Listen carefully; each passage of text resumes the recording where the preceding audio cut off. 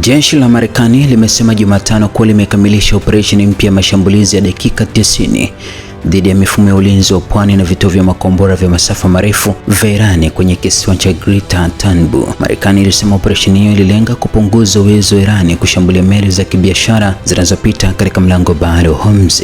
Kamandi kuu ya jeshi la Marekani CENTCOM ilitangaza kupitia mitandao mbalimbali ya kijamii kama mtandao wa X kwamba operesheni hiyo ilianza majira ya saa 12 kamili za asubuhi kwa saa za mashariki mwa Marekani na kukamilika saa 1:30 asubuhi. Kwa mujibu wa CENTCOM, vikosi vya Marekani vilitumia silaha za usahihi mkubwa kushambulia mifumo ya ulinzi wa pwani pamoja na maeneo ya kuhifadhi na kurusha makombora ya cruise katika kisiwa cha Greater Tanbu.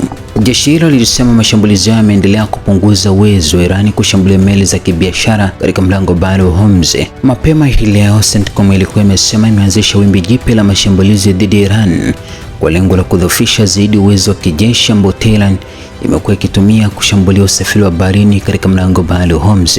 Mvutano kati ya Marekani na Iran umeongezeka katika siku za hivi karibuni kutokana na mgogoro wa mlango bahari wa Hormuz, huku pande hizo mbili zikiendelea kushambuliana licha ya makubaliano ya awali yaliyopatanishwa na Pakistan yaliyolenga kusitisha mapigano na kufungua njia ya mazungumzo ya amani na ya kudumu. Iran imeashiria uwezekano wa kufunga mlango bahari wa Bab al-Mandeb. Wakati huo Iran inaashiria uwezekano wa kutumia mshirika wake Yemen, kundi la Houthi, kufunga mlango bahari wa Bab al-Mandeb unaunganisha Bahari Nyekundu na Ghuba ya Aden. Hatua hiyo inaweza kufungua uwanja mpya wa mapambano dhidi ya Marekani na kuhatarisha njia mbili muhimu zaidi duniani za usafirishaji wa mafuta na biashara. Kadri mashambulizi ya Marekani ndani ya Iran yanavyozidi kuongezeka na mashambulizi ya Houthi yanayozidi kuongezeka wakati mmoja, wachambuzi wanaamini Tehran inalenga kuongeza shinikizo kwa Washington kwa kupanua tishio dhidi ya biashara ya kimataifa na usambazaji wa nishati, si katika Ghuba ya Uajemi pekee bali pia katika Bahari Nyekundu.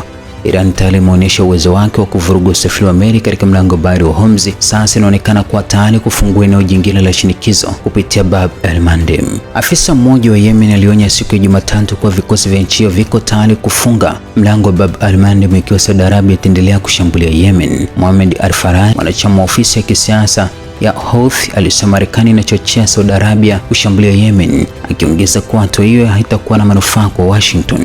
Alisema iwapo hali itaendelea kuwa mbaya zaidi, mlango wa Bab el-Mandeb na mlango bahari wa Hormuz vinaweza kufungwa kwa pamoja kupitia ushirikiano wa kijeshi. Alionya kuwa hatua hiyo inaweza kusababisha bei ya mafuta duniani kupanda hadi dola 200 kwa pipa, jambo ambalo lingesababisha mshtuko mkubwa katika uchumi wa dunia. Mtaalamu wa Mashariki ya Kati Fawaz Giggs alisema Iran inaonyesha kuwa iko tayari kwenda mbali zaidi katika mzozo huo. Kwa mjibu wake, Tehran inatuma ujumbe kwamba si mlango bahari wa Hormuz pekee ulio hatarini bali pia Bab el-Mandeb, jambo ambalo linaweza kugeuza mzozo huo kwa tishio kubwa kwa njia za kimataifa za biashara ya nishati. Wachambuzi wanasema hatari kubwa si kurejea mara moja katika vita kamili, bali ni kuongezeka taratibu kwa mzozo, ambapo kila upande unaongeza kiwango cha mashambulizi bila kutangaza vita rasmi. Kadiri mapigano yanavyosambaa kutoka Ghuba ya Uajemi hadi Bahari Nyekundu, tishio kwa biashara ya kimataifa na usambazaji wa mafuta linaweza kuongeza shinikizo kwa Marekani na Iran kurejesha kwenye meza ya mazungumzo kabla njia hizi mbili muhimu za mafuta duniani hazijawa kitovu cha vita.